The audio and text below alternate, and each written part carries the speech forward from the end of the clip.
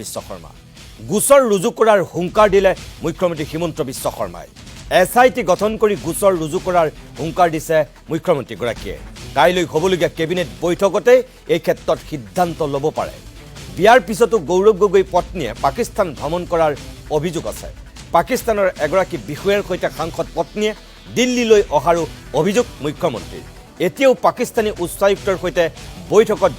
বহিছিল নে নাই সেয়া স্পষ্ট কৰা নাই সাংসদ গৌৰৱ গগৈয়ে পুনৰ প্ৰশ্ন কৰিলে মুখ্যমন্ত্ৰী হিমন্ত বিশ্ব শৰ্মাই সংবাদ মাধ্যমৰ আগত কিছু সময়ৰ পূৰ্বে একাংশই পাকিস্তানী উচ্চায়ুক্তৰ ফটো দুখন এডিট কৰা বুলিও প্ৰচাৰ কৰি আছে এই সন্দৰ্ভতো প্ৰতিক্ৰিয়া ৰাজ্যৰ মুখ্যমন্ত্ৰীগৰাকীৰ পত্নী যদি ISI এজেণ্ট হয় পতি ৰৰ এজেণ্ট হ'লে ডিভোৰ্চ দিম বুলিয়ে ক'ব লাগিছিল গৌৰৱ গগৈয়ে ISI আৰু ৰ কেতিয়াও একেলগে থাকিব নোৱাৰে গৌৰৱ গগৈ এই মন্তব্যই বিষয়টোক অধিক স্পৰ্শকাতৰ কৰিলে বুলিও মন্তব্য কৰিছে হিমন্ত বিশ্ব শৰ্মাই মই এলিজাবেথৰ বিৰুদ্ধে SIT গঠন কৰিব খোজা নাই আমি জানিবৰ কাৰণে যদি এনে টুইটাৰত কৈ থাকিলেতো খবৰবিলাক গম নাপাম এটা কিমানবাৰ পাকিস্তানত গৈছে পাছপৰ্টখন খুজি আনিলেহে গম পাম পাছপৰ্টখনতো মই খুজিব নোৱাৰোঁ থানাৰ পৰাহে খুজিব লাগিব গতিকে ইয়াৰ এটা প্ৰক্ৰিয়া আছে আমি ৩-৪ দিন প্ৰথম অৱস্থাত এইটো এটা পলিটিকেল ডিবেট আছিলে কিন্তু এতিয়া বিষয়টো ঘনঘোৰ এটা অৱস্থাত গুচি গৈছে কাৰণ তৰুণ গগৈৰ বোৱাৰী এগৰাকী বিয়াৰ পিছত পাকিস্তানত যাব এইটোতো কোনেও অসমত কল্পনা কৰিব নোৱাৰা কথা এটা বিয়াৰ আগত পাকিস্তানত যোৱাটো বাৰু মানি ল'লোঁ বিয়াৰ পিছতো পাকিস্তানত গৈছে এতিয়া তেনেকুৱা ইনফৰমেশ্যনো আহিছে এতিয়া তাৰ কাৰণে কি কৰিব লাগিব তেওঁৰ পৰা পাছপৰ্ট ভিছাখন মাতি আনিব লাগিব পাছপৰ্ট ভিছাটো মুখ্যমন্ত্ৰীয়ে ক'লে তেওঁ নিদিব তাৰ কাৰণে তেওঁলোকে নটিচ পঠাব লাগিব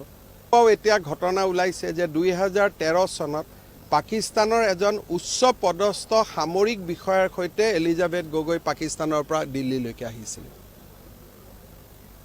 তেনেকুৱাটো মই কৈ থাকিলে আজি দুখন ফটো লগাই এখন ফটো বেলেগ এখন ফটো বেলেগ কিছুমান মানুহ এক্টিভ হৈছে আৰু দুইখন ফটোহে পাকিস্তানৰে এতিয়া এম্বেচিৰ দুটা ৰুমতো হ'ব পাৰে এতিয়া মানুহৰ এই যে এটা সহানুভূতি দেখুওৱা এটা চক্ৰ আছে MP জনেতো কোৱা নাই মই যোৱা নাই বুলি তেওঁ কৈছে মই গৈছোঁ এটা মানুহ আমাৰ মানুহ 2-4 জনে বেছি সমৰ্থন দেখুৱাবৰ কাৰণে এখন ফটোটোৰ মাজত ডিফাৰেন্স কি আছে এটা শব্দ লেকচাৰ সিৰিজ বুলি এখনত শব্দটো আছে এখনত নাই কিন্তু এম্বেচিত যোৱাটোতো তাত কোনেও ডিনাই কৰা নাই গতিকে এই যে সহানুভূতিশীল চক্ৰটো আছে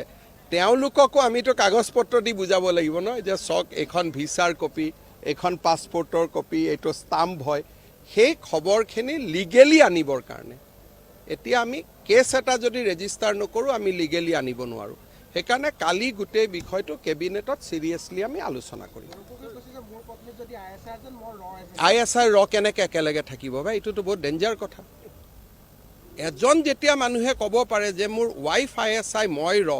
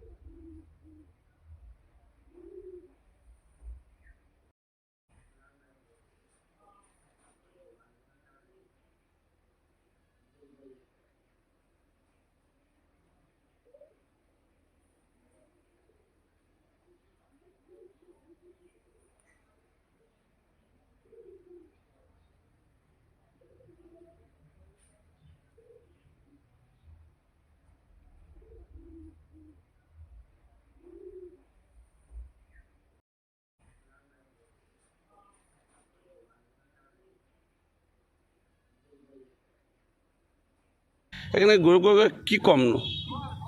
এতিয়া যদি সতীৰ্থসকলৰ এজন এজনকৈ এৰি গৈ আছে, সতীৰ্থসকলে তেওঁক এৰি গৈ আছে, তেওঁ কিবা এটা মানে তেওঁ যিটো ভাবিছিলে সৰ্বভাৰতীয় নেতা, এতিয়া সৰ্বভাৰতীয় নেতাৰ পৰা তালিকাৰ পৰা কৰ্তন হ'ল তেওঁৰ নাম। এতিয়া যি আমাৰ বিভিন্ন ৰাষ্ট্ৰলৈ যোৱা কথা আছিলে, সাংসদসকলৰ তালিকাত তেওঁৰ নামটো বাদ পৰিল। ইয়াতো তেওঁৰ যিটো ফ্ৰণ্ট পেজৰ নাম আহিব লাগিছিল, তেওঁৰ নেতৃত্বত চমকপ্ৰদ প্ৰদৰ্শন, সেই তাৰ পৰাও তেওঁ বঞ্চিত হ'ল। অৰ্থাৎ এটা আৱেগ সৃষ্টি কৰিহে তেওঁ জিকিছিল, সেইটোৱে প্ৰতিপন্ন হ'ল। মই কৈছিলোঁ, বহুতে মোক হাঁহিছিল, গালি পাৰিছিল, আৰু মই লোকসভা নিৰ্বাচনৰ আগমুহূৰ্ততে কৈছিলোঁ যে এইজনক জিকাই লাভ নাই, তেওঁ সময় দিব নোৱাৰিব। কাৰণ তেওঁক যিসকল কংগ্ৰেছত আছিলে, আমি কংগ্ৰেছত একেলগত আছিলোঁ, তেওঁ চিনি পায়। তেওঁ কলিয়াবৰতো সময় দিব পৰা নাছিল কাৰণে প্ৰথমবাৰ 2014 চনত চবেই জানে মাননীয় মুখ্যমন্ত্ৰী সকলোৱে সন্মানীয় তৰুণ গগৈ ডাঙৰীয়া তেওঁ পুত্ৰ হিচাপে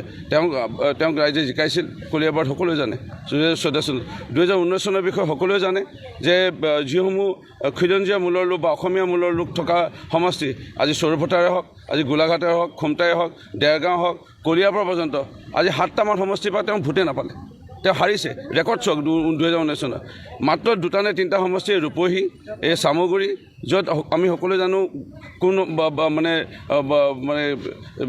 জাতি জনগোষ্ঠীৰ বা ধৰ্মীয় লোকৰ সংখ্যা অলপ বেছি, সেই সমষ্টিকেইটাত ৰাইজে অলপ বেছিকৈ ভোট দিয়াৰ কাৰণে অলপ ভোটত তেওঁ 2019 চনত জিকিছিল। এইবাৰ তেওঁ কেতিয়াও নিজিকে, তেওঁ জানে ইয়াৰ পৰা ইয়ালৈ গুচি আহিলে, ইয়াত এতিয়া কেনেকৈ জিকিব, দেউতাকৰ সহায় ল'লে আৰু দেউতাকৰ সহায় লৈ পেলাই জিকিছিল। সেইকাৰণে তেওঁৰ বিষয়ে মই ইমান ক'বলৈ মন নাই। মোৰ এটাই কথা যে ৰাইজে তেখেতক কিন্তু মানে হাওপাত নিদিয়াৰ আগত তেওঁ নিজৰ দায়িত্ব পালন কৰা আৰম্ভ কৰক। কাৰণ এইবাৰ মূলতে হৰাৰ কাৰণটোৱে হ'ল যে সাংসদ গৌৰৱ গগৈ ডাঙৰীয়াক বহুত আশাৰে ৰাইজে জিকাইছিল, আৰু সেই আশাৰে ৰাইজে জিকাই যেতিয়া বিহু সন্মিলন, বানপানীৰ সময়ত মানুহ ঢুকালে, যেতিয়া কোনো মানুহ বেমাৰত হস্পিটেলত চিকিৎসাধীন হৈ থাকে, যেতিয়া মানুহে শংকৰ জন্মোৎসৱত, ভাওনাত, ৰাসত, যেতিয়া ৰাইজে খেল ধেমালি পাতিবলৈ, যেতিয়া ৰাইজে তেওঁক টকা পইচা অকণমান বিচাৰে বা তেওঁক আমন্ত্ৰণ জনাই উপস্থিতি বিচাৰে, তেওঁ যেতিয়া নহা হৈছে, ৰাইজে কিন্তু দুখ পাইছে, এই কথাবোৰ তেওঁৰ চক। ঠিক আছে, সেইটোৱে পৰামৰ্শ তেওঁলৈ।